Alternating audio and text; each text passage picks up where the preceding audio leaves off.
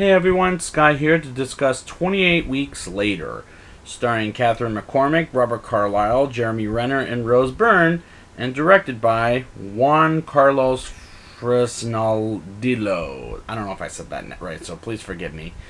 Now, before I get into this movie, why did I decide to do this? Well, after reviewing 28 Days Later, I wanted to see the continuation of the story of, even though it's not, of the infected, I should say, but it's not about Jim, Selena, or Hannah from the original movie. And I do remember seeing this in movie theaters thinking that it would continue the story, but not really based on what the trailers were telling me. So, why don't we just get straight into the movie, shall we? The movie opens in a dark house with Dan, played by Robert Carlyle, and Alice, played by Catherine McCormick, cooking dinner for people in the house until a little boy comes and being chased by the infected, and they come to the house and bites one's arm off to become the infected and have a chase with Dan, Alice, and the little boy. And Dan abandons Alice, and Alice and the little boy get eaten by the infected, and Don runs, or so I'm led to believe, and Don runs for his life and escapes with that fucking freaky ass score that still works. This is an intense opening sequence. I felt scared for Dan and Alice, and that's a good way to open a horror film. I still love the chills from that sequence. And this music, my god, it gets me every fucking time. We get introduced to the soldiers with Doyle, played by Jeremy Renner, and the kids, Andy and Tammy, arrive in Britain to see their father, who happens to be Don, and I was caring for these characters, but not as much as 28 Days Later. And I do like the shots of Britain. Scarlett, played by Rose Byrne, is the chief medical investor, and her Captain Stone, played by Idris Elba, and I laughed out loud when she asked, "What happens if the infected comes back?" And he says, we'll kill it and call it a code red. Now I thought, wait until later in the movie, pal. Really, just wait. I brought up Tammy a second ago, and she's played by Imogen Poots earlier in her career, and I like her in this movie. I thought she did a great job here. Andy and Tammy go to the forbidden place in Britain and sneak around behind the military's back, which a bad idea too, by the way.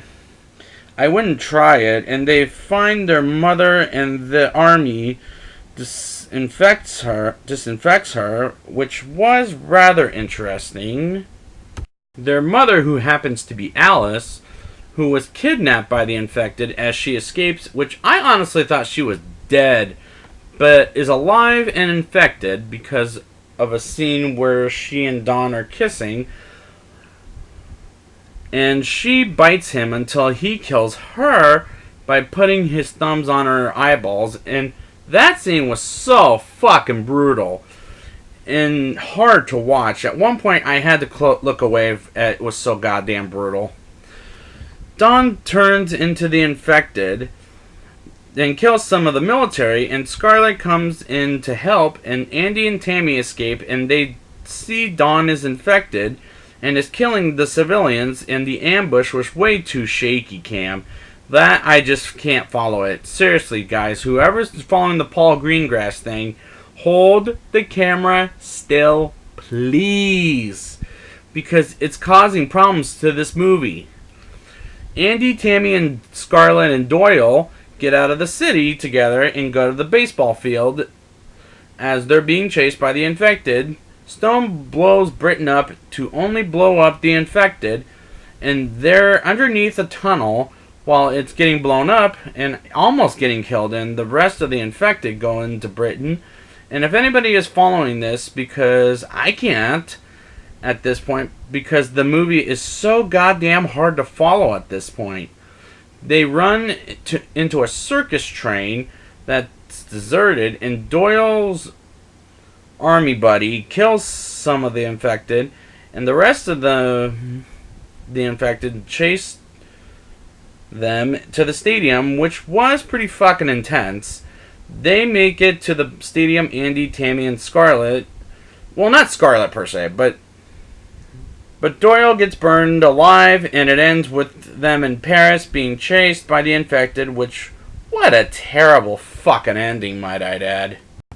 Now it's time for the rating. I'll give this movie a 5.9 out of 10. This is not a great movie. It is fine. It is a fine movie. Not quite as good as 28 Days Later, and honestly, at the end of the day, I don't like these characters as much, except for maybe Tammy or something. I don't know. Not as much as 28 Days Later, though, and the shaky cam really needs to go, because I had a hard time with this movie, especially following it. It's like, do you really need to shake the fucking camera? My God. So I would like to thank you guys for joining me, and until next time, don't get infected.